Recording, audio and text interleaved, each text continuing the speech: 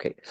Just before we cover the machines, probes, and the protocol, what I am going to do is I am basically going to very quickly do a revision of what we kind of did last time. And really, we looked at A lines, B lines, and we talked about comet tails. So you look at this image on the left, and what you can clearly see is about five ribs, intercostal spaces with pleura. And with the pleura, basically what you can see is these horizontal reverberation artifacts, which we basically call A lines. At the same time, at the top of this, you can see these small triangular shapes that basically move with the pleura, which we call comet tails. And really, if you can see comet tails, they're a reflection again of fluid stuck in tetrahedrons, which is basically causing an attenuated vertical reverberation artifact. So it's kind of an incomplete ring down artifact. But this is fully aerated lung, horizontal reverberation artifacts with basically pleura that's sliding. And then on the right-hand side, you can clearly see this area of what I would say is linear shadowing with a lot of B lines, which are the vertical reverberation artifacts. Now, in order to understand the third kind of profile and line, which we call the C line, I just need to kind of give you a little bit of a revision of uh, what and how ultrasound wave interacts with tissue in particular. So you remember that when I spoke to you about the ultrasound physics, I explained that if you have an ultrasound machine and ultrasound waves are coming, they interact with skin, soft tissue, they bounce off the ribs, and really because you get a lot of bounce off the ribs, you get this rib uh, dropout artifact behind the rib, which basically gives you what we call a rib shadow. And then you've got penetration of sound waves, which they don't really interact and delineate tissue. And the reason for that is you've got air fluid interface. So what you're looking at here is artifact, which is because of sound waves being trapped in these areas. Similarly, here, what you're looking at is artifact. But once you kind of have tissue in the lung, and a classical example of tissue in the lung is what we would call alveolar consolidation. So once you get fluid in alveoli or you get exudate, you get pus in the alveolar space like pneumonia, then really what is going to happen is you are going to get an element of fluid that comes into this alveolar space. And you are going to get tissue around it. Naturally, if the alveolar space is full of fluid, you're going to get atelectasis. So actually, you're going to get a very tissue-like appearance or hepatization of the lung. And this is naturally what we define as consolidation. But what does it look like on ultrasound? So a simple example that I'd like to give you is if you've got your ultrasound probe, which is coming in, and your waves are coming in from here, then what we know is that you have the kind of bright margin there, which you could assume is the pleura. And most of the incident waves will reflect back nicely from it, giving you quite a dense margin, which may or may not move depending on how severe the consolidation is. But once the sound waves enter into, say, a cystic or an exudative area, whether that's kind of an alveolus or not, uh, they'll pass relatively unimpeded. And that is because if you remember what I told you, the acoustic impedance for this area does not change. You might obviously have certain bright areas of what we would call as trapped air within the alveoli. And if you have bright areas of trapped air, as you can see over here, then these small areas of trapped air with the exudate, which you can see in dark, basically reflects itself as what we call is white spots because air has got high reflectivity. And we call these bronchograms. Now, if they are static, that is, they appear and disappear without moving in and out, they're called static air bronchograms.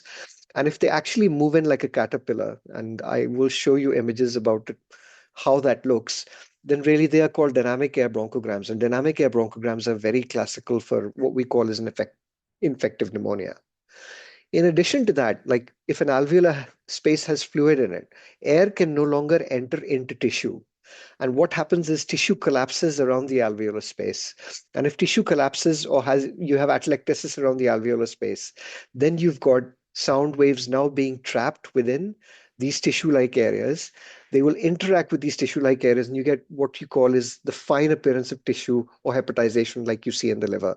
So a very liver-like kind of an appearance that you can see, on the margins of this. So if you assume this is an alveolar kind of exudate at this particular point, you're really going to get whiteouts with breakage of pleura and subalveolar consolidation. If there's fluid, it gives you a dark appearance. But if there's air trap within the space, which can take place if you've got air bronchograms, then we call them air bronchograms. And really, from our perspective, this is how the physiology of ultrasound interacts with tissue when you have alveolar consolidation, or what we call as a C profile. Okay. Any questions? Any doubts about that? Feel free to unmute yourselves. Any doubts? Any questions? Okay, so what does that look like? So as I said, when you look at how any probe provides sound waves which interact with pleura, the A lines are produced by this horizontal trapping, reverberation of the pleura. You get these kind of lines. B lines of vertical reverberation artifacts because of these tetrahedrons, which are arranged in a kind of a column from the pleura downwards. You get these linear lines. But this is what consolidation looks like. So you kind of get this hypodense liver-like architecture. Now, as I said, if there's exudate within a fluid, it'll appear dark. And really, from our perspective, the sound waves pass unimpeded. But if there's air trapped, as you can see over here, then you get these bright spots which cause reflection back, which are naturally bright because the acoustic impedance between liquid and air, that interface, will be very, very high. Now, if you see static air bronchograms in an area which looks very tissue-like, we call that a consolidation. So what exactly is a C line? So a C line, from our perspective, reflects the edge of this consolidation. And really what it is pleura that is either destroyed, broken, or that has fallen away. So this is classical rib. You've got the bat wing sign. So you've got the wings of the bat, the head. And clearly what you've got is this area of lung. Now you have no A lines. You've got no B lines. You've basically got tissue which looks hepatized. And the edge of it looks moth-eaten. There are these bright areas, these kind of star in the sky appearance, and these are basically called static air bronchograms. And the margin where the pleura falls back, this margin is basically called a C line. So to define a consolidation, really what you should be able to see is tissue hepatization. You will see, again, there can be B lines in conjunction with it. You can't see them over here because this is totally hepatized. Elements of atelectasis, the pleura has fallen away from the lung. And really, from our perspective, if you see these pinpoint air dots that you see in them, they're called air bronchograms. If you see dark areas, which you can't see, we call them fluid bronchograms. And the margin is what we call a C line. So for all practical purposes, you can now identify what an A line is, what a B line is. You can identify what a C line is, and you can identify what consolidation is. And really, these are the simple things that we intend to try and diagnose over the next 3 months together. We want to make you confident in being able to diagnose this, but we also want to make you confident in being able to exclude a pneumothorax. Okay, so now we are going to look for some lovely volunteers. So Can I let's ask a yeah, sure, Hafiz, go for it. question? Yeah, Hello, it's Hafiz. I can ask a question. yeah, go for it. I'm just trying to understand the physiology behind it. You said that demarcation lines, the pleura falling off. Yeah, I'm trying to get into my head because the pleura will be at the periphery, just underneath the ribs. yeah. So how does it go down deep unless there's fluid in between the two spaces? I'm just So trying to get yeah, my head around it. no, absolutely. So basically, let me draw it out for you. Give me a moment. So over here, you've got normal aerated lung. You've got rib. You've got muscle in between. Now, what you can see is that the sound waves will go directly here. They will reflect back of the pleura and give you a bright pleural margin. But just remember, this is aerated lung. So the alveoli are full of air. And because the alveoli are full of air, they produce an artifact. This artifact basically is the horizontal reverberation artifact. So if you have well aerated lung, you're always going to get this appearance. But when you have a consolidation and you have a large consolidation, this is a massive consolidation. Is there going to be any aeration here? So Hafiz, will you So, get a okay, so you're saying it's because the A lines have disappeared. It's the completely, artifact. It's not the actual completely, plura. Is that yeah, what you're trying to complete, say? absolutely. Okay, that So, makes sense. so Okay, if okay. I give it in a gist, you remember I said that for an aerated lung, we're looking at artifact. Even for a wet lung, here the interstitial fluid is massive. So these artifacts are actually masking the tissue-like appearance of lung because of either aeration or interstitial fluid. The moment you take the aeration out of the lung and the lung collapses, it becomes very tissue-like, as you can see over here. Now, you're not going to get this kind of an interaction. You're going to get this kind of an interaction where there is very little reflection of the sound waves of the pleural margin because there's significant atelectasis. There's not air coming in to establish alveoli to expand into the pleural margin. So actually, because there is no pleural margin, the majority of the waves go in, and that's why you can't see pleura over here well. It depends. You may be able to see depending on whether there is some element of aeration. And going forwards, I mean, I'll show you lots and lots and lots of pneumonias, and you'll get a feel of pneumonia with atelectasis. You'll get a feel of what is pure consolidation, no atelectasis, where the pleural margin and its integrity is maintained. But in essence, because you've got no aeration, you can no longer get A-line artifacts. You may or may not get B-line artifacts. You can actually get B-line artifacts below it, but actually, this is an entire area of tissue hepatization in which the sound waves are interacting and they're reflecting off the bright trapped areas of air. So they give you a very hypoechoic kind of appearance because reflection from tissue hepatized lung is much less than from bright pleura where there's perpendicular reflection as opposed to scattered reflection which takes place over here. Does that make sense? Any questions? Does anybody not understand this before I go forwards? Yes, may I ask something, please, Alok? Yes, please. What really confuses us a little bit is the CT chest when in pediatric patients. For example, a patient who has right-sided middle lobe pneumonia, and we do the CT, consolidation is not that important to be always under the pleura. But when talking about lung ultrasound, we always say that consolidation and any tissue problem, we should see just below the pleura. That's why we can't make the assumption.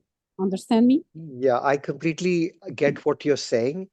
And the reason that we're differentiating the two is because of the way sound interacts with lung.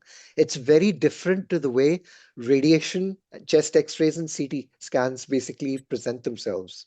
So again, when you look at a CT, it will give you a very three-dimensional view.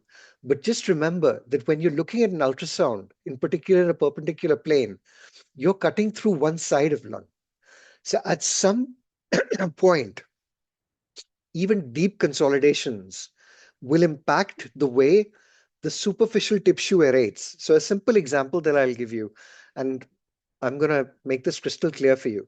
Let's say there was a deep consolidation over here. Okay. Now this deep consolidation is going to have alveolar exudates within it.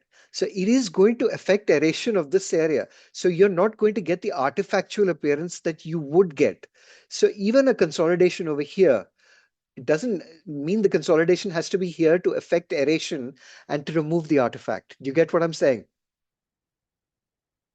Yes, yes. So physically, the confusion in people's mind is that the consolidation takes its origin from here, and that's why we're getting this kind of hepatization. No, you might have a large alveolar exudate over here, but because air can no longer enter into this entire region of lung, that is why the pleura cannot expand and you will not get these A lines, nor are you getting these B lines because actually you've got exudate within alveoli. You don't have fluid in the interstitial space.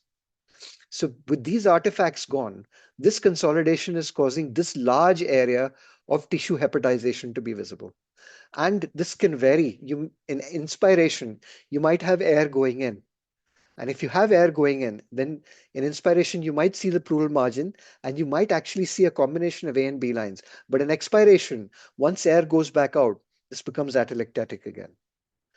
It's an abstract concept, but it's just the importance of realizing that over here you're seeing artifact, aerated lung. Over here, you're seeing artifact, but here you are now starting to see tissue because you're unable to see the interaction of air with the pleural margin and reverberation artifact. You're unable to see the interaction of ultrasound waves with interstitial fluid. Okay? Okay, Alok, thank you. I need this to be crystal clear. I will not Yeah. move from here if it's not clear to you. So, any other questions?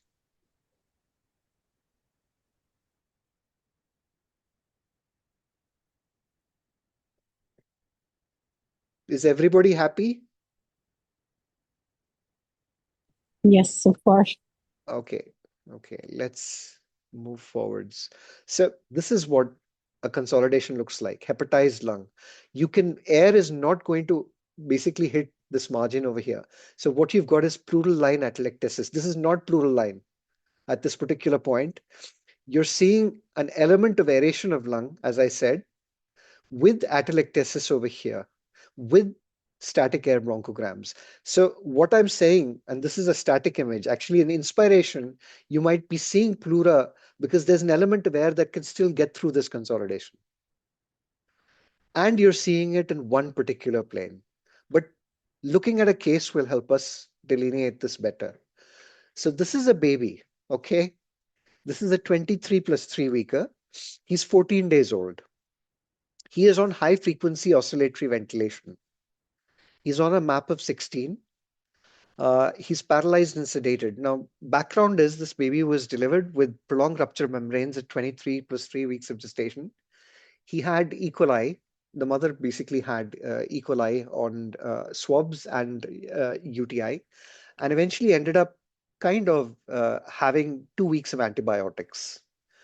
Now, after 2 weeks of antibiotics, this baby, who was technically with quite bad evolving lung disease, as you can see, so kind of PIE changes on the right side, air trapping, and quite significant consolidation on the left side, uh, was paralyzed, sedated. We were kind of stuck. And, the debate in people's minds is, is this a baby who might need early steroids? But at 3 o'clock in the morning, one of my colleagues calls me, and I'm on call, and says, "Boss, the baby's sedated, paralyzed. Obviously, we're completing antibiotics. The CRP has come down to 6. Uh, the baby is acutely desaturating, 70%. So what are we gonna do clinically? Anybody? Anybody want to volunteer?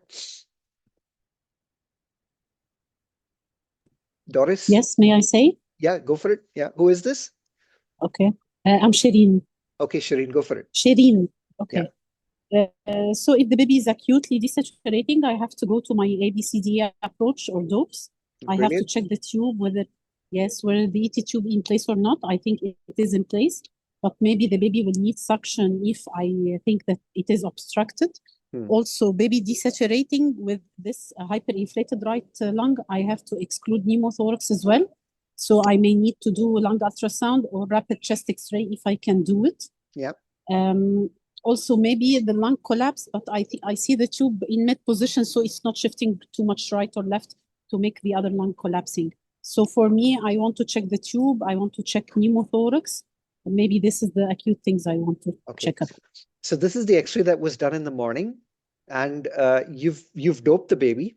Tube's not displaced. Yes. Pedicap's changing color. There's still good bounce on the oscillator.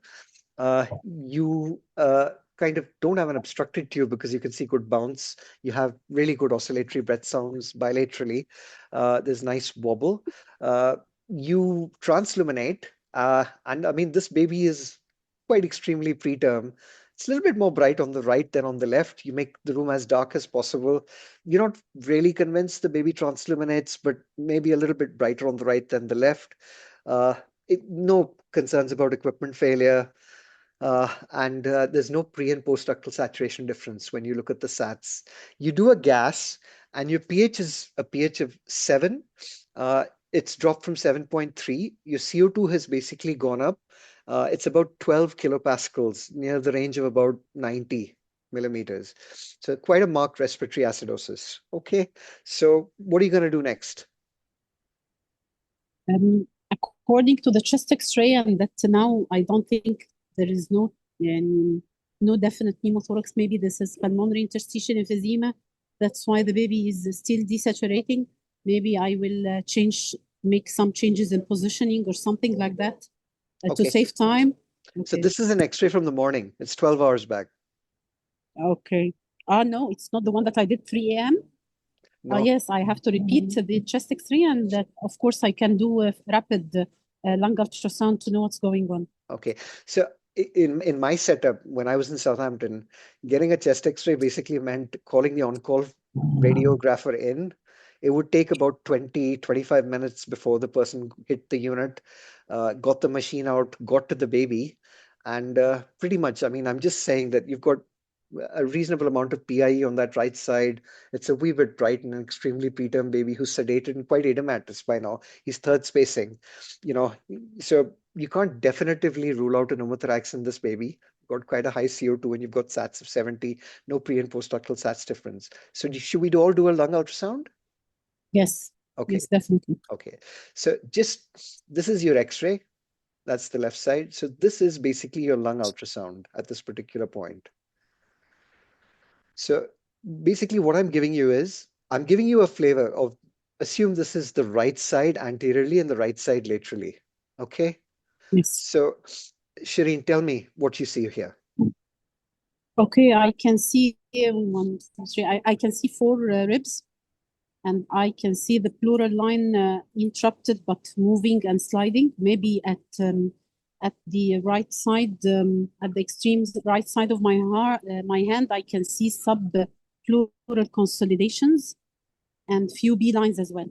Okay. So I can see the pleural line, and yes, the one that you marked, and I think another one in the middle after the second rib is also the pleura is interrupted, and I can see subpleural consolidation as well.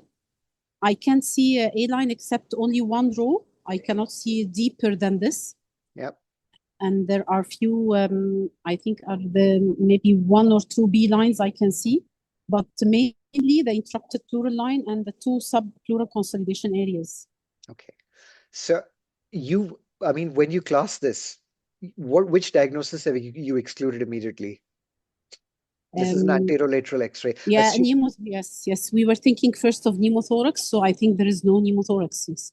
Because Okay. there is sliding pleura, but I have to do the M mode as well to make sure. Okay, even without the M mode, if you have sliding Can you pleura, have a yes. pneumothorax? I would have seen A lines, clear A lines with non-sliding pleura, I think. Yeah. So just remember, if you can see visible sliding, which you can see here in the anterolateral scan, you can't have a pneumothorax. Okay. An air leak will always obliterate sliding. I mean, you don't have any A lines except on that extreme left.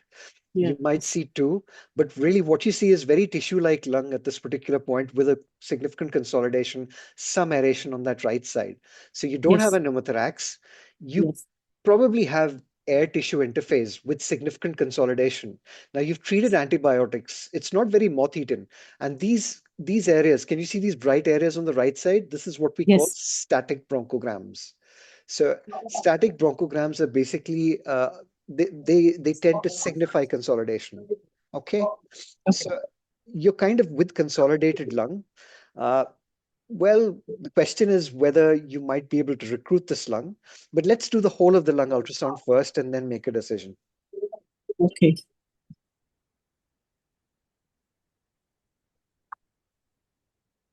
Okay, so this is R4, just going towards the back. Dr. Alok? Yeah. Sorry, I'm Dr. Amna. Sorry Please. for this. Just one question. How you can differentiate between static bronchogram and the consolidation that related to the pneumonia? I'll come to it. Or it's coming together. Yeah. For example, patient with a pneumonia will have consolidation plus bronchogram. Sorry for that. No, I it's missed okay. this. You can have all of them together. It's going to come in a few slides. I'll show you. So just with this case, just letting Shireen continue. So Shireen, what about going towards the lower part in the back of the lung on the right side? Yes, this is R4. I also still here see, I think, three or 4 ribs. Yeah. I can see still sliding pleura all over. And but the pleural line is a little bit maybe interrupted by subpleural consolidation as well. Yeah. Also, I can see B lines. I can't count them. Yani below each rib, below each intercostal space, there between the acoustic shadows, they are a little bit coalesced for me. I think so. Yeah, But there are subpleural consolidations. Yeah, the subpleural consolidations with what we call our column B lines. So it's a very B profile. It's less hepatized than over here. This is very hepatized tissue that you can see Yes. over here. So Yes. really, from our perspective, there's an element of recruitment that we might be able to do. We might not be using enough map, but to give you an idea of what a pneumothorax looks like, can you see the pleura slide here? So if you can see pleural sliding, you will not have a pneumothorax. But at the junction of a pneumothorax of pleura that doesn't slide, this is what we call the lung point, okay? And in all these images, you can see sliding throughout. So you cannot have a pneumothorax. You have to have absent sliding, and that's what absent sliding looks like. Okay. So the right side is very much consolidated B profile with subpleural consolidations and some areas of atelectasis. Let's look at the left side. So what can we see on the left side? Regarding L1, I don't know. This is a vertical view. I'm not sure. This is vertical view like like L2 and 3. It is a vertical view. Okay, because I can see the ribs all over as if they are one continuum. Okay, there are still, of course, the pleural line is thickened. I can see the pleural line sliding, but to the left side, it is less sliding with subpleural consolidations. Yep. What we call it the shred sign, I can see it here. But the pleura, I can't say that the pleura is moving well at the beginning of the L1. Yes, where you pointed, yes, I don't see here much well of sliding pleura, Okay. but I can see the shred sign, yes, and the subpleural consolidation. And I think the air bronchograms appear static. I don't see moving. But Okay, the other so I'm part just of the gonna pleura stop you there. So yeah. can this be a pneumothorax? There's not much sliding there. There is no much sliding, but there is B lines below it. So I think B lines may exclude pneumothorax, but as a beginner, I want to make M mode. I don't know. No, you're right. You have no A lines here. This can't be a Yes. pneumothorax. Now, just Yes. remember, I just want you to focus on this area here, everybody, this area over here. So this is lung pulse. This is classical lung pulse. And basically, you have a large area of consolidation with a B profile, which is very tissue-like. And really, from our perspective, when you have that kind of an appearance, the heart impulse gets transmitted to the pleura, and the pleura basically bounces like you can see over here. Now, if heart impulse can be transmitted to pleura and you have a positive lung pulse, you cannot have a pneumothorax. Okay. Okay. So you don't have a pneumothorax, and this is L1 to L3. And if you look at this, I mean, this is moth-eaten lung. This is really moth-eaten lung. And just coming back to kind of Hafiz asked that question. So what is this? This is your C line. Yes. This is a fractal sign with moth-eaten lung that you can see over here. And just on this side, as you go towards the back L3, I mean, the lung just falls away from the pleura. It's totally moth-eaten on that left side. You got massive areas of breakdown, fractal sign. So there is definitely something infective going on at this particular point. Now, the sensitivity of this ultrasound for evolving left-sided pneumonia and the specificity is very high. Even with a low CRP, this is the classical appearance that you would get with a pneumonia. I think what I want to highlight to you is how tissue-like it looks. It looks very much like this is the kind of spleen and the kind of architecture, while not as hypoechoic as the spleen, is very close to it. It is not like you see over here, which is aerated lung. This is all artifact. This is complete artifact. You are not seeing tissue. Whereas over here, especially on this left side, you are starting to see complete tissue. And that is because you don't have aeration in this lung. You have an element of B lines which have merged. This is alveolar interstitial syndrome. And I will cover this in the next session. but I'm just giving you a feel of really by doing an ultrasound at this particular point in this region, what I've established is that there's no pneumothorax, there's a tissue-like, really bad moth-eaten appearance to the left lung, and the antibiotics which we're completing 2 weeks of really need reevaluation because this baby may well have a resistant organism. We may have to change it. Now, in retrospect, I mean, this was a baby where we decided to up our antibiotic regimen, and our second line in our institute in Southampton used to be Tazocin, the gram-positive and gram-negative cover as a single agent, unless you had a line in which we do Taz and Vanc. We went for Tazocin, and you wouldn't believe it. I mean, about 36 hours later, our CRP went into the hundreds. We grew E. coli and an ESPL from the blood culture. So you can see how you can exclude a pneumothorax, but the important other thing was we went up on the map to help recruit this lung. And really, there were improvements in the saturation over periods of time. This is what the lung actually looked like when we x-rayed at that time. It's much worse. So if you compare it with the initial picture, there,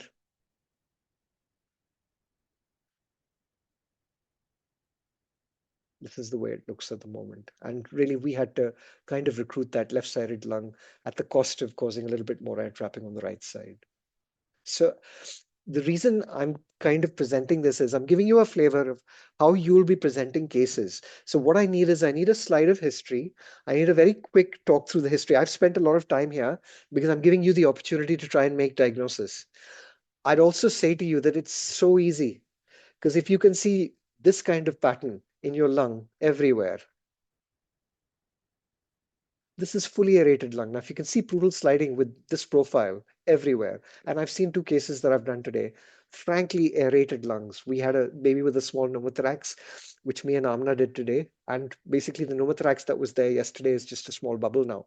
So if you see this profile with pleural sliding and a seashore sign, and it's everywhere, you can't have a pneumothorax and this is normal aerated lung.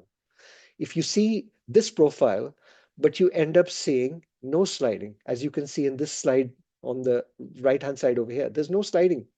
So there is worry that there's a pneumothorax over here. You need to do M mode. And really, from your perspective, that will demonstrate a barcode sign.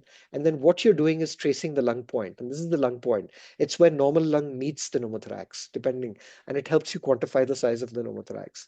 So a lung ultrasound can do this very quickly in a very short period of time without radiation, without much handling. Can you imagine how you're going to have to position the baby to have multiple x-rays, sedated, paralyzed in 100% FiO2? It's a real challenge. So, the definite benefits to it. Now, Dr. Amna asked a question about the difference between static and dynamic air bronchograms.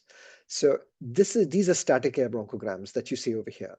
So they're like the kind of star in the sky. They're there. They may appear and disappear, but they'll never move in and out like you can see on the right-hand side over here. They move beautifully in and out. And what you can see is these are basically air trapping, which basically is trapped in the bronchioles and the alveoli, moving in and out.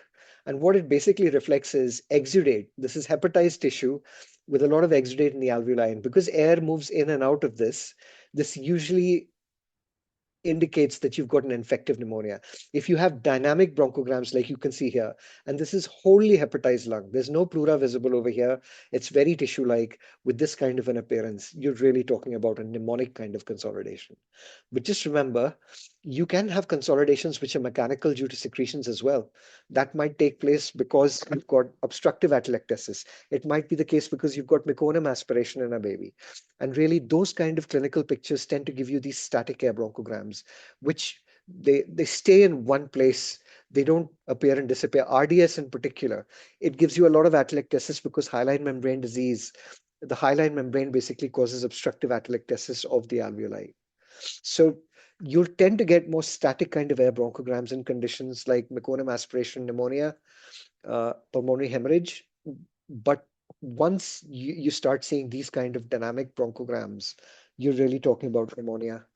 And we have a baby, who we've been managing where we've seen this recently. And it's quite interesting how the initial CRP was normal. And just the day after having seen this, we realized that the CRP is actually gone up to 30. So we've been treating that baby for pneumonia.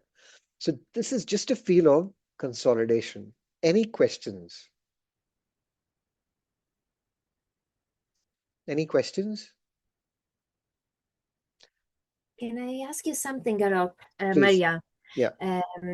So for me, the pneumonia is a non-recruitable lung by definition, right? So I would be very wary of using that terminology anywhere. And the reason I say that is because theoretically pneumonia is exudative, but you may have areas of lung where there is partial exudative obstruction of alveoli. And yeah. what we see in those areas of lung which are recruitable is what we call a typical S pattern or a linear air bronchogram pattern or a linear fluid bronchogram pattern. Yeah, no, I was asking you because I published the yes pattern for the for I described it. So I just wanted to say that looking at that image, really for me it's more like an neonatal ARDS, like that has like for the adult baby, for the adult that they call it baby lung, Yeah. it's very similar. So then what I would have done it, and we described in that paper, I'm actually honored to be, is that you recruit that because it's a recruitable lung, while we tried on a real pneumonia and we looked at there is no S pattern, and therefore that's a real pneumonia, not recruitable lung. So I think that's important Yeah. also because of how they're put there, right? The different, like they're packed. I think when they're recruitable, they're more like horizontal, and the other one are arboriform, as you showed. But what I would say is that just because they're arboriform, like in this particular pattern, it does not mean that there's other areas of lung that might not be mechanically obstructed. See, we're looking at what is a translobar pneumonia over here. This is one area of the lung. Just because this has dynamic air bronchograms, it doesn't mean that there might not be another area of lung, like you have static air bronchograms. And that is the area of lung that might be visible and recruitable. Because you can have mechanical atelectasis alongside pneumonia. And again, I would say that in situations like here, obviously, you're right. This is massively atelectatic kind of translobar pneumonia. I think this kind of lung would be very difficult to recruit. But you may have associated lung along with it, which basically shows the S pattern. And that's why what I would always do is if I'm not winning, even in these kind of patterns, I might actually try and give him a go of increasing the map gradually by 1 to 2 and seeing if I have clinical improvement and repeating my lung ultrasound, because that will definitively confirm that actually there's been no difference in this particular kind of area of the lung. Uh, it's arboriform, it's not linear. So actually, there's no point in recruiting it. Do you get what I'm saying? Because unless you try, you may not find out. The other thing that I would say is that this is a very important concept, and I'm glad that Maria has asked this question. Just remember that as you move front to back in supine babies, you tend to get the worst atelectasis at the posterior areas of the lung. And just remember, even with mnemonic consolidation, prone ventilation in those babies, you may not have to increase the map. What you might be able to do is actually prone those babies, improving postural drainage of the posterior aspects of the lung, allowing recruitment. So it may not necessarily be lung that you recruit by increasing the map, you recruit them by postural drainage. What is important is that you're performing your lung ultrasound before and after to confirm that. Hopefully, in these 3 months, I'll be able to show you a few cases of it. Any other questions? Okay. What we're going to do. Just one query. Yeah. So those babies where the lungs are collapsed or atelectasis, so we will be seeing the static air bronchogram, and then once they are recruited, it will just vanish. We So can see the normal. it may vanish. You might start seeing establishment of pleural line. You might find that there's still air trapped in it, but you can see pleural line. It really depends on the architecture of the lung. And you can see virtually everything. And a simple example that I'll give you is on the right side here. This is basically lung, base. This is spleen. It's actually the posterior part of the lung, and you've got significant atelectasis. Now, if I increase the map in this, I don't have very many linear bronchograms or an S pattern. So by definition, it may not recruit. If it does recruit, what you'll start seeing is an established pleural line. Whether these static air bronchograms appear or disappear really depends on how well we're able to aerate the alveoli in these areas. That may or may not happen. But I don't want to go into too much detail today. What we need to do is show you cases. And if I show you cases, you'll be able to understand the difference between recruitable and non-recruitable lung.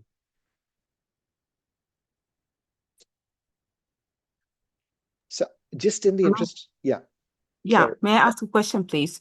Yeah. Will you be able to differentiate between infective consolidation or whether that changes in the X-ray is due to mechanical cause? So again, what I'd say to you is that the specificity of and the sensitivity of having dynamic air bronchograms tends to point towards an infective pneumonia.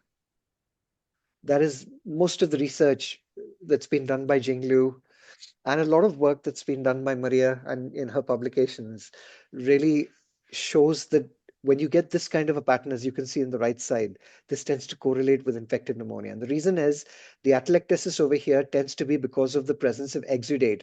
Can you see these slight dark areas? They're actually fluid bronchograms. And what you've got is bright air going through these fluid bronchograms. It's going in and out.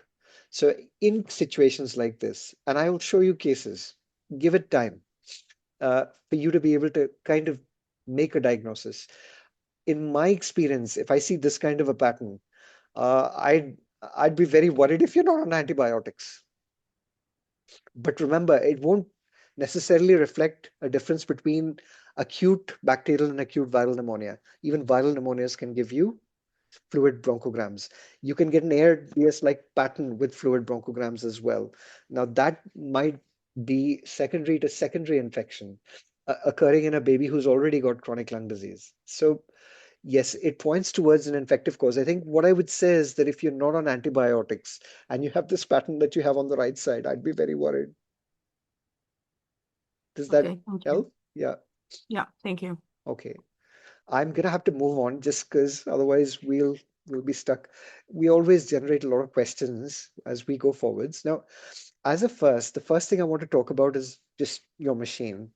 Uh, Everybody has a different machine. I think 7 of you have sent me pictures of your machines, and I'll reply back to you in due course. But the majority of machines basically linked to an electrical source have what we call is a motherboard like this, on which you've basically got the ability, a touch screen, to be able to kind of change some of your settings, the finer settings, and then you've basically got knobs at the bottom with kind of a screen that's visible at the top, which basically gives us the image that's interpreted from the interaction of sound waves.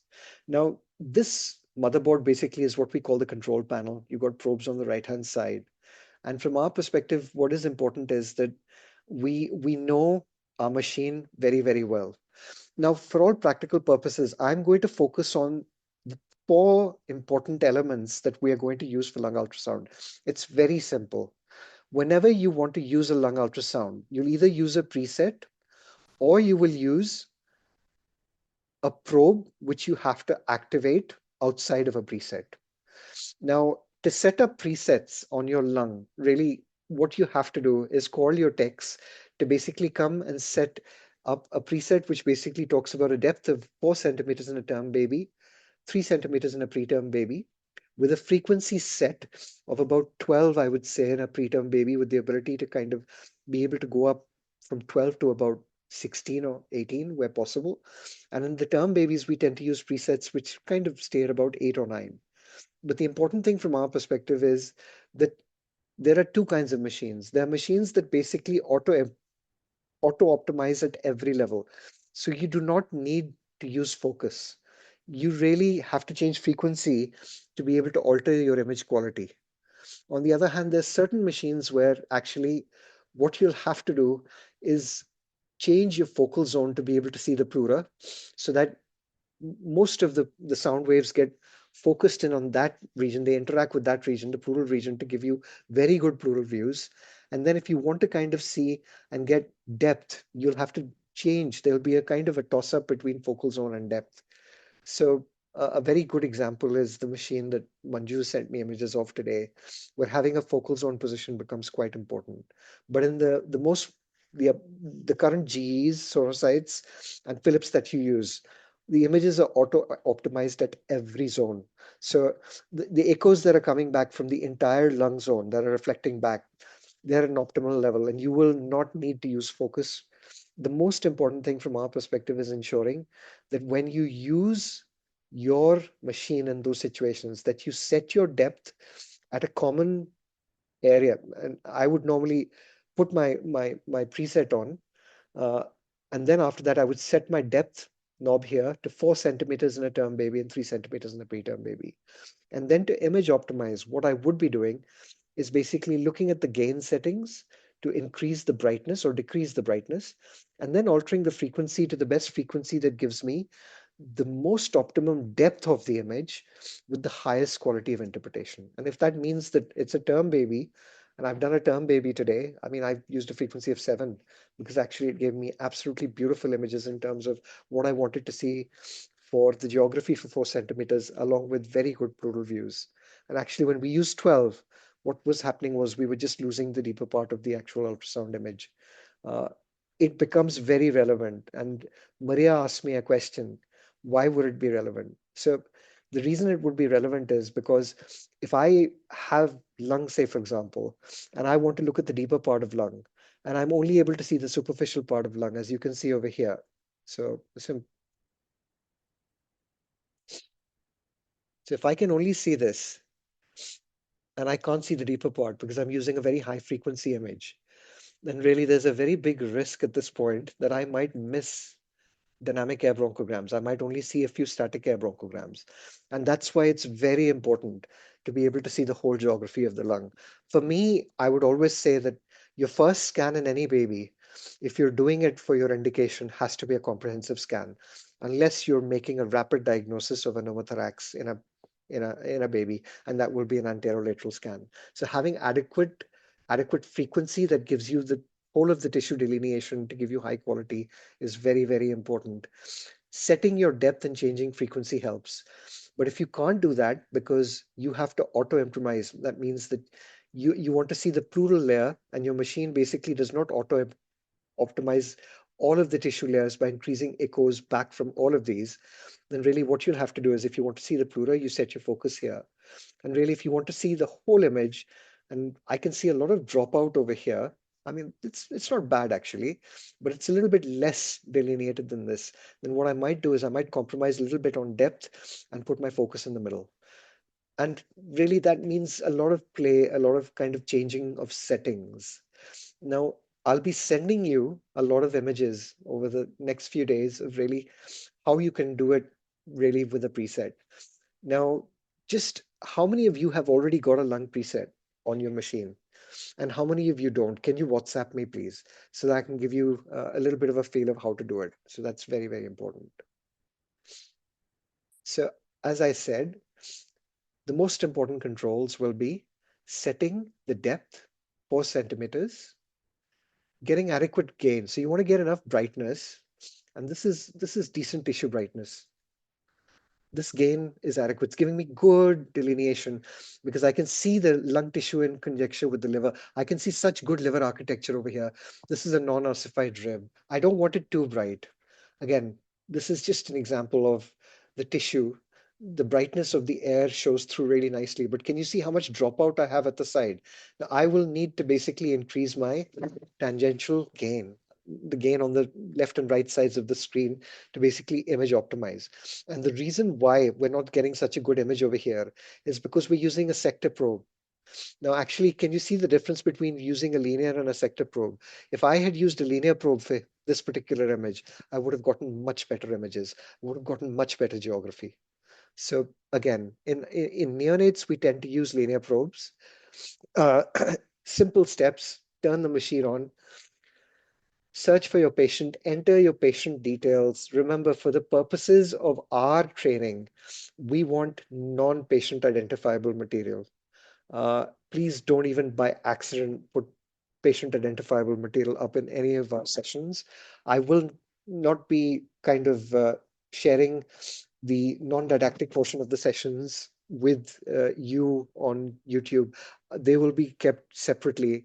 But once you've kind of put your patient details in, you have to select your transducer. Your transducer is going to be the linear probe or the hockey stick. We'll talk about that. But really, once you've done that and you've set your preset, I set the depth and the gain first. I use time gain compensation, which you might have to use over here to kind of make your image uniformly bright. So this is uniform. That is the quality kind of assurance of this image. The tissue is uniform. Here I've got massive amounts of dropout on the right and left. So I want to kind of optimize those aspects of it. And once I've done that, I'm going to choose the best frequency that gives me an adequate view of the tissue from top to bottom. This is perfect frequency. I can see superficially and I can see deep, and I can see the whole of the liver and its architecture. This is spleen actually because it's the left side. So this is the kind of quality of image that we should aspire towards. Any questions around this?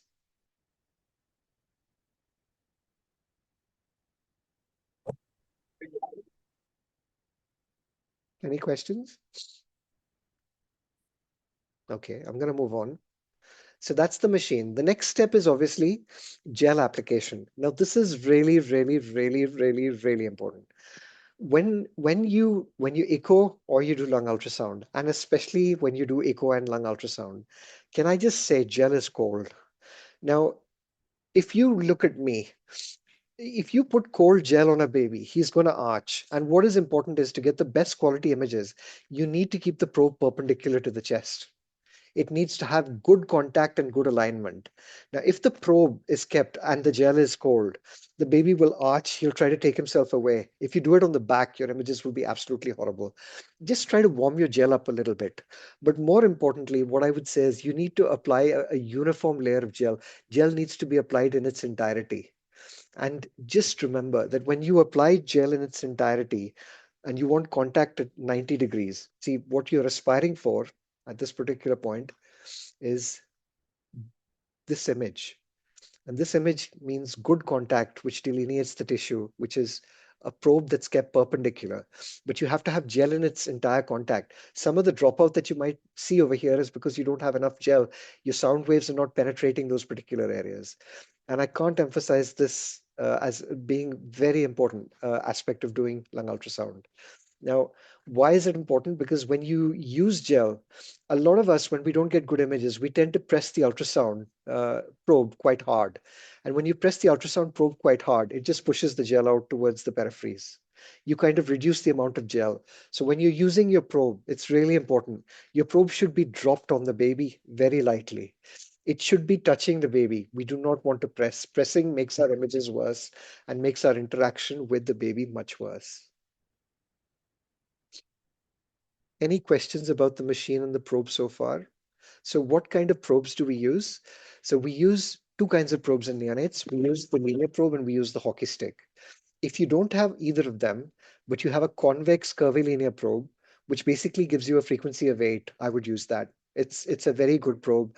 But of all of these probes, what I'm trying to highlight is the footprint. You want a good geographical footprint. You need to kind of have a footprint that gives you a good delineation. We want to have at least 3 ribs, 2 intercostal spaces, possibly 3 ribs, 4 is the ideal. And really, the challenge when you have, say, for example, a convex probe, is that you're not going to get very good delineation of the lung margins and the ribs. So using a linear probe and a hockey stick, frequencies in term babies, we start with 8, 9. You can come down, you can go up depending on whether the baby's thin-walled or you have what is a very aerated kind of lung. For preterm babies, and a rough rule of thumb is that I would probably say under 28 weeks, I would almost use the L818. I'm very keen to kind of see what kind of probes you guys have, and because some of you will have very high quality probes, and the frequencies on these probes, when you use frequencies of up to 15, the smaller the baby, you just get very high quality images. Now, what is important is how you keep the probe. And again, can you see how the probes are being kept in contact perpendicular? Basically, this is a probe that's being kept right anterior.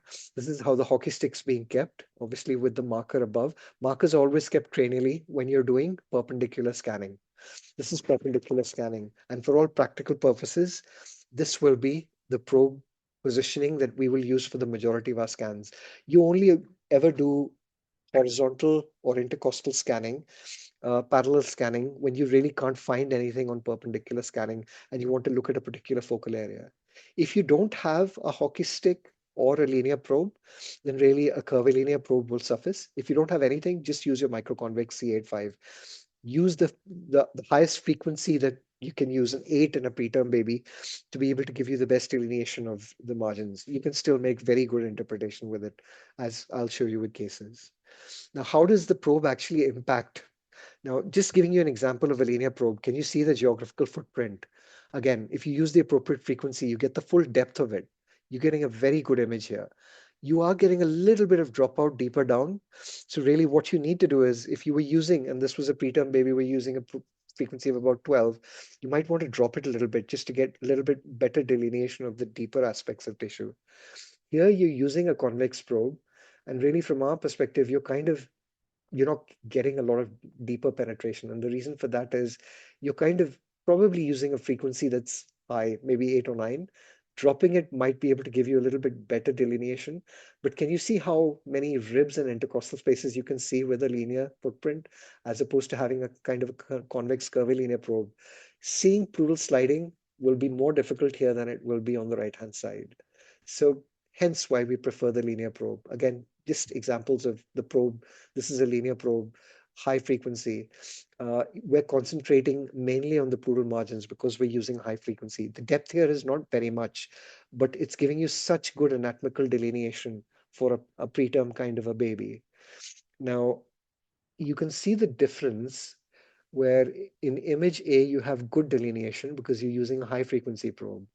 The moment you shift to a low frequency probe, you're actually missing out on snowflake sign. So your pleura actually looks very well defined, and you have what looks like alveolar interstitial edema. Now that could be the difference between a diagnosis of transient tachypnea of newborn and RDS.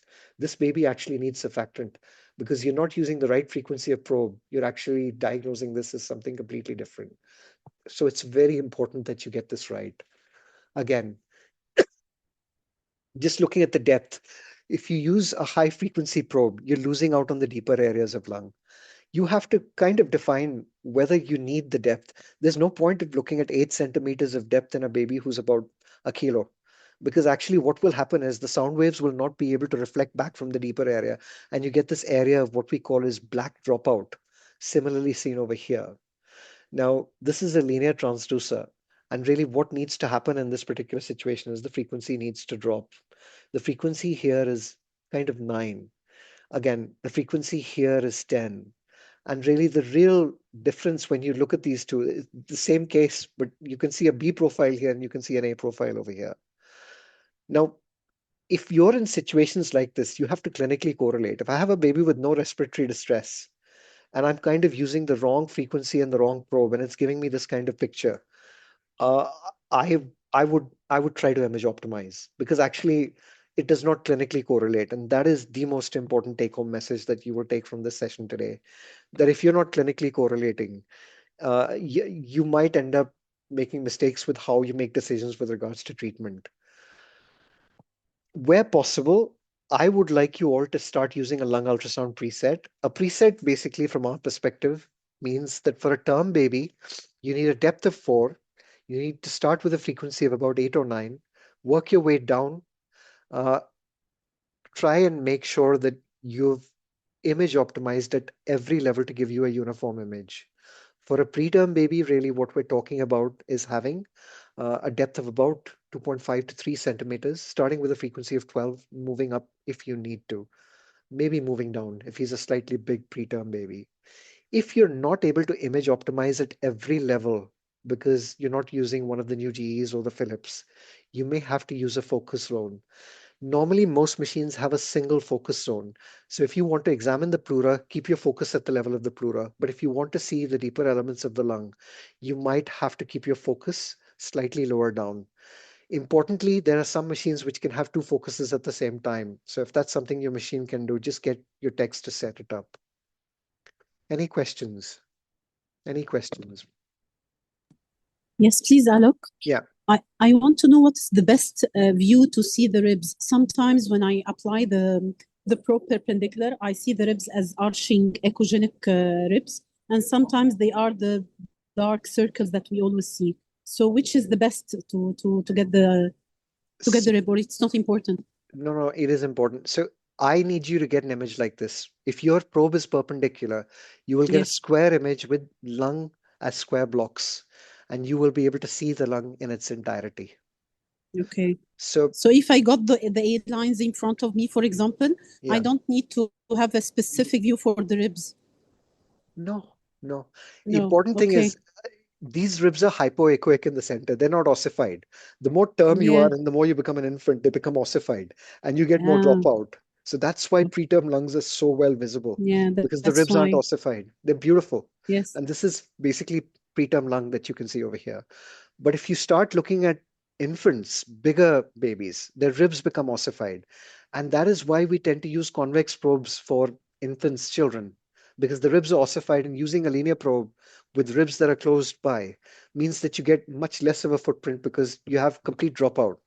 So Yes. that's the difference. The important thing is keeping your probe perpendicular. That is the most Okay. important message that I would give you today. Okay. Okay. Thank you. Thank you. Now, I don't want to kill you all.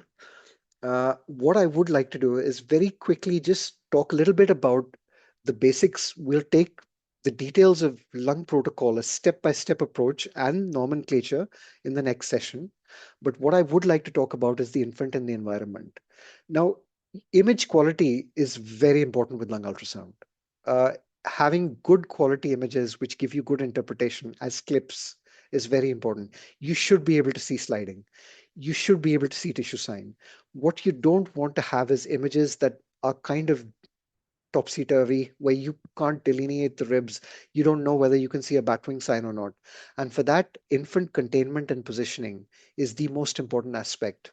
Now, majority of babies, infants, term infants, I mean, they go crazy as soon as you put a probe on them. We all know when we do echoes how difficult it can be. We and I don't use sedatives. Even I'd say in babies who are intubated, ventilated, doing a lung ultrasound should not need any kind of intravenous sedatives or oral sedatives like chloral hydrate. You should be able to manage with swaddling, cuddling the baby, holding the baby in a nice manner. But small things can help. Pre-warm gel, positioning and containment of the baby, use of gentle positioning and touch.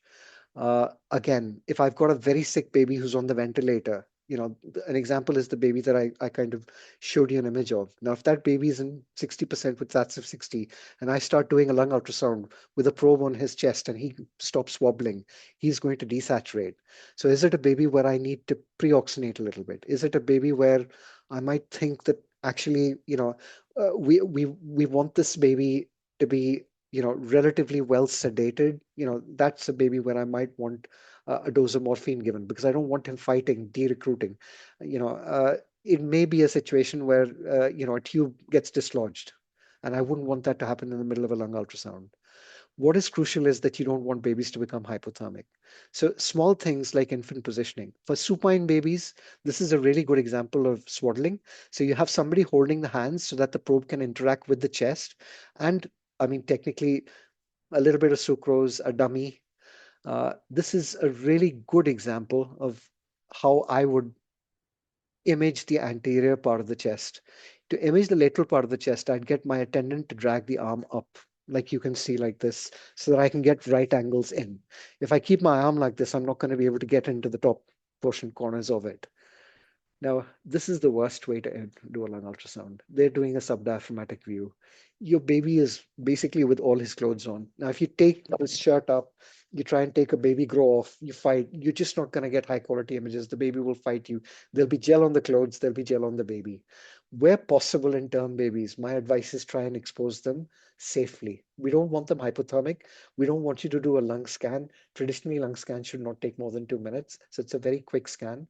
But you really want babies in the supine position You want to keep the probe. Now, this probe is a real problem. It's not perpendicular. It's actually arched, and you're losing contact at the top. So really, you're only going to get good imaging with the probe in the middle, and you're going to have a huge amount of dropout. I think, from our perspective, uh, it's really important that you get these small basics right. And if you do it right from the start, you get more confidence, because if your images are good quality, really your ability to make diagnosis becomes much better. Again, I'm just saying that this baby that you see at the bottom over here, this is not a good way to image. He's not exposed. You'll get good anterior images, but because the baby grows on the side, how are you going to do your lateral and posterior views? What about when you turn him prone? So you really need babies to be adequately exposed in a safe way to be able to do a quick lung ultrasound and to get good high quality images. I mean, the images on the left, you're going to run into trouble. This is just an example of, so good luck trying to do a lung ultrasound in this baby, because you've got your ECG leads in R1 and L1. You've got an ECG lead in R2. You're trying to see through them. You're trying to position your probe, and you have this poor little fellow trying to basically, you know, swat, you know, push you off him. He's really upset. Now, what I would say is a simple containment method. The nurse could just hold his hand, pull it up. She could have a dummy in his mouth with a little bit of sucrose. You need to have the ECG leads either on the hands, or if you really don't need them, you could have them off. What I'd say is what you don't want to be doing is trying to diagnose a pneumothorax with your ECG leads off. Because clearly in that situation, if your heart rate drops and your SATs don't pick up, you're in deep trouble. So you need to, and I always do this. So before I do any ultrasound, whether that's lung, brain, or heart, I do a recce. I will go and have a look at my baby. I will look at his stability. I'll look at his physiological stability. I will speak to his nurse. And I will almost never, ever, ever do an echo or a lung ultrasound without a nurse. I might do a brain ultrasound without a nurse, uh, but I will not do these two scans without a nurse, because you really need the baby to be held nicely to be able to get good high quality images. Again, just the same image, baby all over the place. Again, just you want to take your right lateral view. How are you going to do that with the hand kept like this? You need to get the nurse to pull the hand up so that you can get in and do L3, L4, R3, R4. And the advantage of getting the hand up is you can even scan the posterior regions of the lung through the posterior axillary line. So what you want to do is you want to get the nurse to basically pull this hand up so that you can get into these areas here. You'll get good anterior views, but even this baby is not very well contained and swaddled.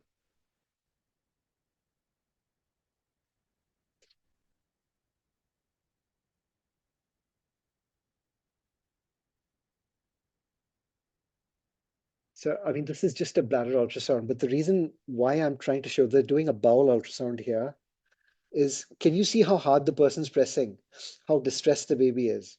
Now, if you have a baby that's ventilated and you start doing this, how is he going to ventilate? If he's oscillated and you think he's got a pneumothorax, you can actually impede his ventilation.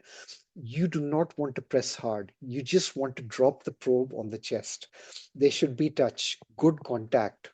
If you have good touch and good contact and you contain appropriately with reasonable distraction, you will get good high quality images. Here, you will get all your gel will basically spread onto the baby. You won't have any gel contact between the actual probe and the baby. You will not get good quality images. So as I said, for lung ultrasound, you should not need sedatives. A pacifier with sucrose kind of is appropriate. And then there's common sense, infection control, just use your local protocol. I mean, for us, we would disinfect the probe, its connecting kind of parts, anything that's going to go into the incubator, the screen, hands, the machine. We use Clinell wipes, specific Clinell wipes that we have, which are used for machines, and then infection control as per your local policy. Be aware if you're doing a lung ultrasound, look at all this monitoring this baby has. Now, doing a lung ultrasound can get you tangled with umbilical lines. I've seen umbilical lines pulled out doing a lung ultrasound. I've seen a baby extubate doing a lung ultrasound. I've seen a baby go into cardiac arrest. So just be aware of what your baby actually looks like. Now, just before we finish, what I would like to talk about today is the scanning protocols, and there are two planes in which we scan. The majority of our scanning is going to be done in the perpendicular plane. So really, from our perspective, what you're going to do is you're going to scan in this plane. And then there is scanning, which basically is parallel scanning, which you do in each intercostal space. Now, what are the principles behind perpendicular scanning? You are looking at a cut of the lung anteriorly, a cut of the lung laterally, and a cut of the lung posteriorly. And once you get these images, really from our perspective, you're getting a three-dimensional view of this entire lung, the anterior, lateral, and posterior aspects. And now I've made a mess with my drawing. But really what you're doing is getting R1, R2 separated by the nipple, similar line crossing into the lateral, which is basically R3, 4, and then the back, which is R5, 6. So 6 regions on the right, 6 regions on the left. And this will give you enough delineation to be able to give you a full anatomical picture of how well aerated your lung is, whether it's transitioning. What you risk losing in this is, especially if you don't have good footprint, is small areas of consolidation, collapse, atelectasis, occult consolidation, small areas of fractal sign.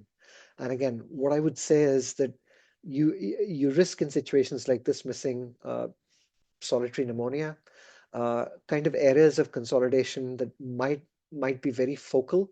So the question that you'll all ask me is, well, what should we do perpendicular and parallel scanning for all our babies? What do you think? Should we do perpendicular and parallel scanning for all our babies? Anybody? I think in emergency situations, for example, like pneumothorax, we don't need to do parallel or horizontal. We just go for the main areas in perpendicular scanning and do it. But Okay. if searching for lung pathologies like pneumonia, I think maybe we need horizontal. Okay. So really what I would say is a comprehensive scan is a perpendicular 6 regions on the right and a perpendicular 6 regions on the left.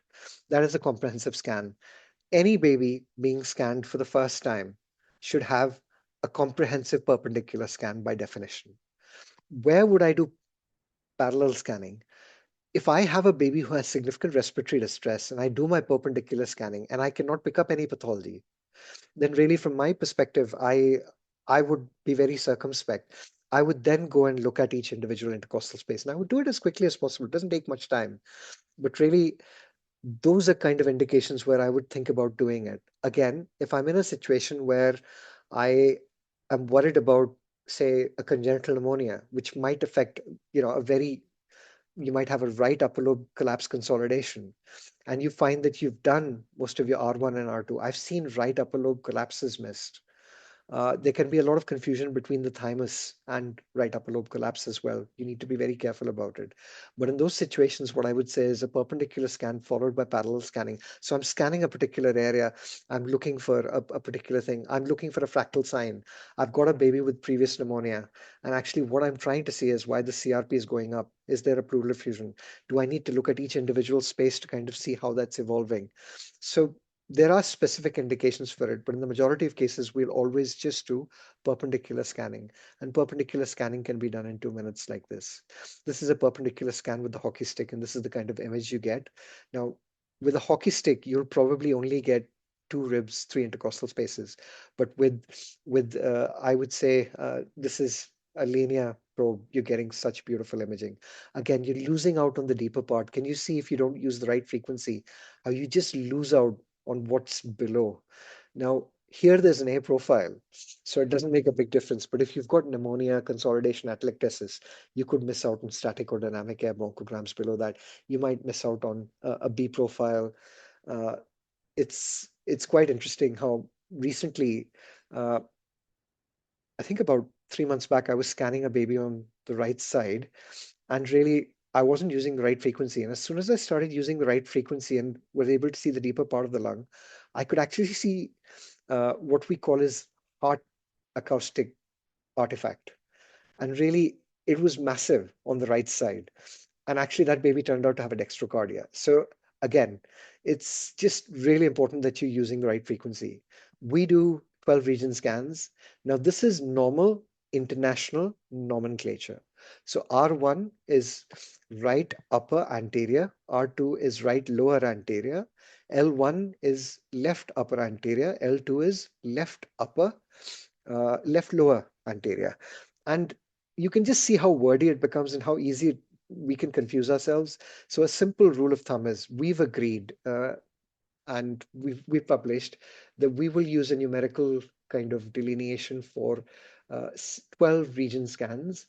12 region scans tend to be done, in bigger babies where you have a large anatomy.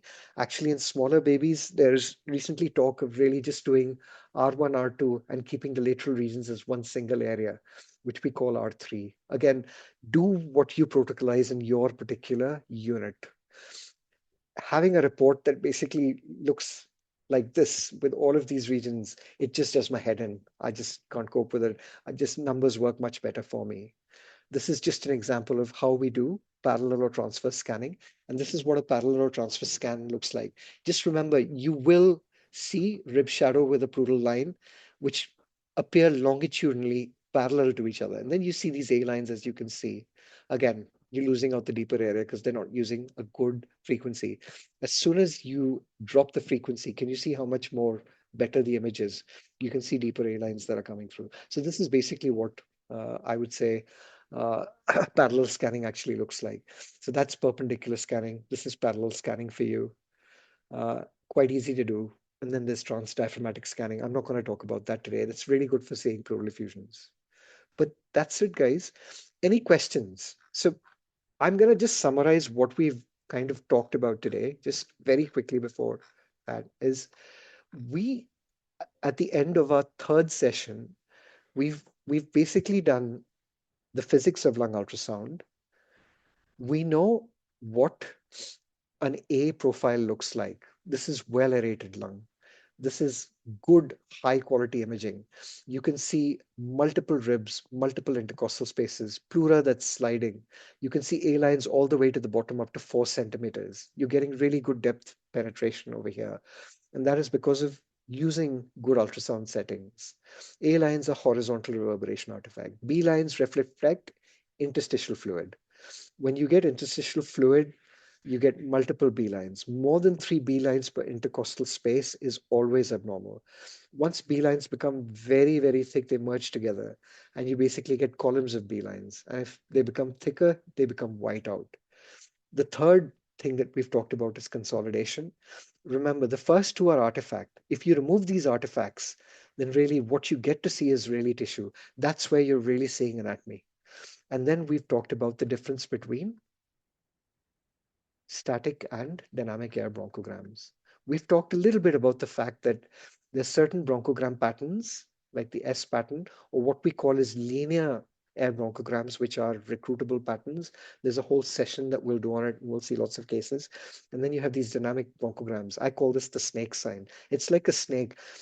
For those of you who've worked in regions of North India or South India where you have cobras hiding in one of their kind of hideouts, they're basically really fast, go in and out. And that's really what you see over here. You see this kind of a pattern. Really, you must think there's an infective element to this. This is not simply mechanical collapse consolidation atelectasis. There is really a dynamic element to this which indicates infection. Any other questions before we go? Now you need to start putting a probe on. If you're not putting a probe on, you're going to lose out. We're going to start peer review from next time. So I'm going to invite people to peer review. The next session, basically from our perspective, will be a very rapid revision of what I call is an idiot's or dummy's guide to how you do lung ultrasound, the protocol. Now, I will be sharing with you a step-by-step guide to the protocol, how you do it, right from setting up your machine to finishing it. We will then basically do what we call is the standard 10-step procedure, the 10 steps to it. You do those 10 steps, you will get good high quality images. And then we'll talk about reporting. So combining all of that with a few cases means it's an interactive session. Today, there's a lot of me talking. There's some interaction from you, but from next time onwards, what you'll be having is really more of an interactive session where you will be presenting the cases, you'll be describing your findings, and we will be peer reviewing them. Again, what I would say is really important to stick to the protocol that we've just talked about. So what I want is a case study, one slide. Again, all I need is anterolateral scans. I'm not too bothered if you don't do the backs at this particular point, but we need R1, R2, R3, R4, L1, L2, L3, L4. Even if you suspect this pathology on the right side, it's really important that we do both lungs. There is nothing worse than suspecting you have a right-sided pneumothorax, making the diagnosis of a right-sided pneumothorax and saying, okay, it's right-sided pneumothorax, we don't have to do the left lung, and realizing that you've missed massive pathology on the left side. So a comprehensive scan is anterolateral where clinically indicated, and a posterior scan of the 12 regions. Pneumothorax, you can do anterolateral scans. Yep. Shailesh, you had your hand raised. Just clarification, Dr. Alok. This one image number 5 and 6. In which situation we can escape, or where we should get those images? So basically what I'd say is you're doing any first scan in a baby, irrespective of the pathology, who has respiratory distress, any baby who's delivered by elective cesarean, any baby who's on the ventilator who's deteriorating, you need to do all 12 regions.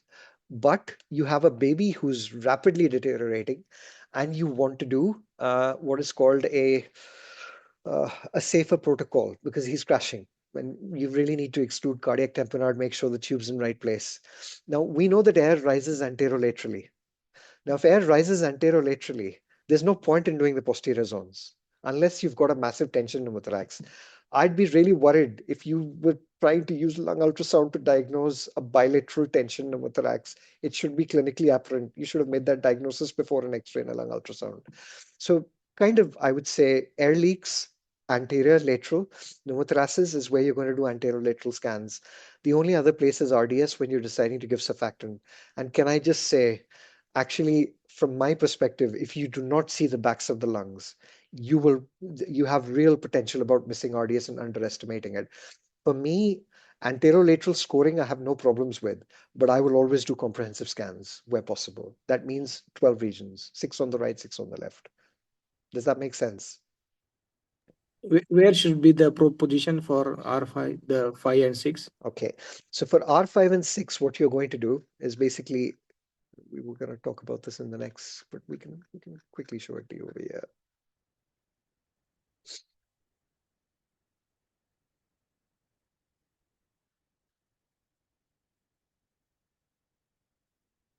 So this is R5-6. So there are two ways to kind of scan the posterior zones.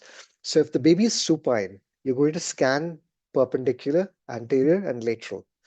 And provided the baby is stable, term, doesn't mind going into the prone position, you will then turn the baby prone, as I've done over here. By protocol, you'll wait 30 minutes because there's a dependent amount of fluid that accumulates when the baby's been supine. And then you will do the scan. In reality, what the majority of us do is, and I'm just going to show you this image over here.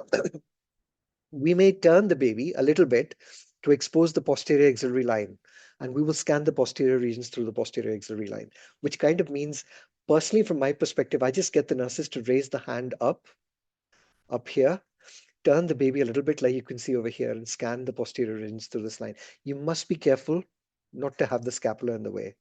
If the baby is stable, you're going to turn the baby prone, and really that's where you want to scan the baby, perpendicular. So it depends on how much you can handle the baby and whether that's okay or not. If in the UK, ask your nurse. It's, that's quite rude actually. We should ask our nurses over here as well. Thank you. Our nurses are very nice. They're lovely. They're lovely in the UK as well. Any questions? Any other questions? Okay, thank you. God bless you. I appreciate your patience. Today was, and the first two sessions, the physics and this, are quite didactic. once we start the peer review, we start using clinical context. There will be a lot of talk of physics in peer review. There will be a lot of reiteration of the same principles that we're using over here. That, I've used this image and this diagram to kind of talk to you about. Why do we have consolidation? Not all consolidations present like this. This is actually atelectasis. There's no pleural margin. What is the difference between consolidation and atelectasis? Now, if you ask my French colleagues, it's all consolidation. There is no atelectasis. But unfortunately, if you ask our Chinese colleagues, Jing Liu and the others, there is definite atelectasis. And there is definite atelectasis. Absolutely no doubt about it. There is recruitable, non-recruitable lung. There are concepts where it's thought that mnemonic lung is not recruitable. Actually, without trying, you won't know. So really, in situations like this, sometimes you have to give it a go. The important thing is you do it safely. And then how do you do recruitment maneuvers? How do we put drains in? How do we assess pleural effusions? There's a huge amount that we're going to learn together. And I promise you it'll become more interactive. So God bless you, and I thank you for your patience. These are the most difficult sessions. They're out of the way. From now onwards, it's a lot more us talking rather than just the speaker talking. So God bless you. Thank you. Thank you, Alok. Thank you. When next session, Dr. Alok? It's the next session is Sunday. So we'll start with peer review. So I'm going to put something out today to kind of say whoever wants to do peer review, the first 6, it's first come, first serve. It's a case each. Okay. We spend about 40 minutes doing peer review. And then after that, what we'll be talking about is the 10-step protocol. Simple. It's a revision. Every session starts with a revision of the previous thing. 10-step protocol, and we're going to talk about nomenclature. Okay. Thank you. Thank you. Okay, thank you.